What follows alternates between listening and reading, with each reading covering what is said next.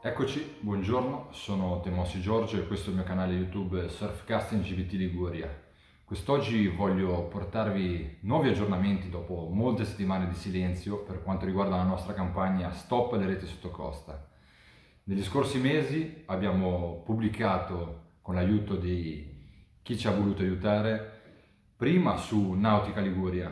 Io adesso vi ho stampato velocemente l'articolo che è uscito per primo ed è stato il primo impatto con il pubblico di tutta Italia su nauticaliguria.com. Adesso poi vi lascerò il link per trovarlo tranquillamente da casa.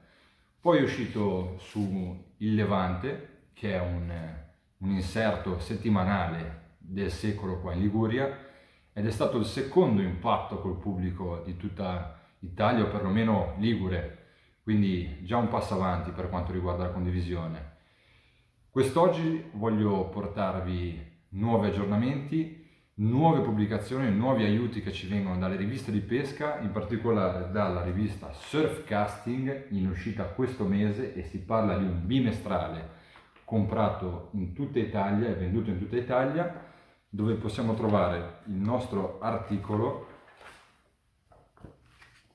ben stampato in ben 3 pagine, quindi avrete ben da leggere. Ricordo Surfcasting il mese di giugno e luglio, e prossimamente nella rivista Spinning, che ha un trimestrale in uscita a luglio, e anche qua potete ben riconoscere, per chi ha seguito tutta la vicenda, potete trovarlo a partire da luglio, agosto, settembre. Farà invece un trimestrale molto importante. E che dire, quindi la condivisione sta continuando ed è questa la cosa importante. C'è scritto il mio nome, ma può essere il nome di tutte le persone che sono a favore di questa modifica. Stiamo parlando appunto dell'articolo 105 del DPR 1639 del 1968, quindi una legge molto vecchia che si occupava di indicare e indirizzare la pesca per quanto riguarda le reti sotto costa. Certi dicono sì, c'è la legge, quindi va rispettata e basta, ma è una legge del 1968 antiquata, parla delle distanze minime dei porti e delle uscite dei fiumi. Troppo poco, perché non riporta la distanza minima dalla costa, non riporta la lunghezza minima di queste reti.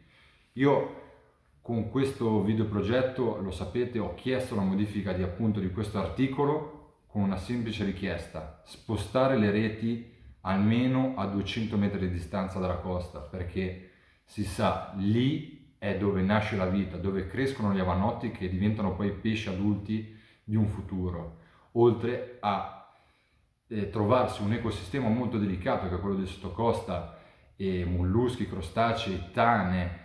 Troviamo tutta la bellezza che anche una persona che non fa il pescatore, non è pescatore, può vedere tutti i giorni, e specialmente adesso che inizia la bella stagione.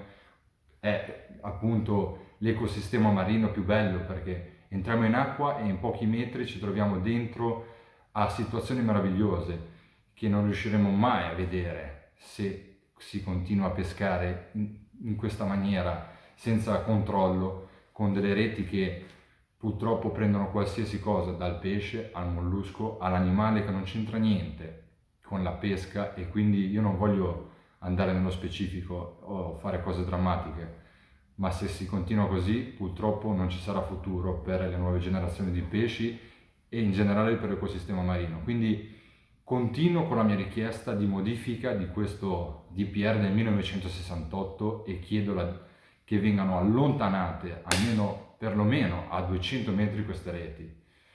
E che dire, per chiudere voglio chiedere per l'ennesima volta aiuto a tutte le persone che mi seguono e che seguono la causa, e informandovi che su change.org, che è un sito di petizioni mondiale, quindi non stiamo parlando di un sito preso a casaccio, ma di un sito che si occupa di petizioni mondiali e raccolte firme, io ho voluto appunto fare la mia raccolta firme per la nostra causa, con una bella stop alle reti sotto costa e indicando sotto le motivazioni, che sono sempre le stesse, ragazzi, le sapete a memoria, le sa chiunque abbia seguito questo video progetto fin dall'inizio. non troverete niente di nuovo, dove chiedo solamente una vostra firma.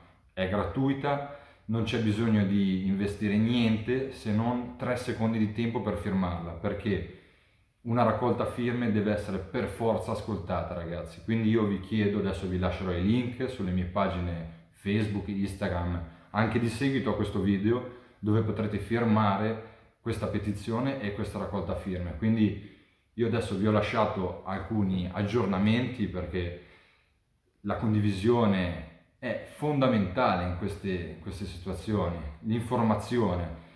Io parlo con persone che vedono una boa in mare e dicono: ah vabbè, ma è una boa di segnalazione per la balneazione. No, bisogna saper riconoscere quello che si vede, perché a volte è differente la realtà dei fatti.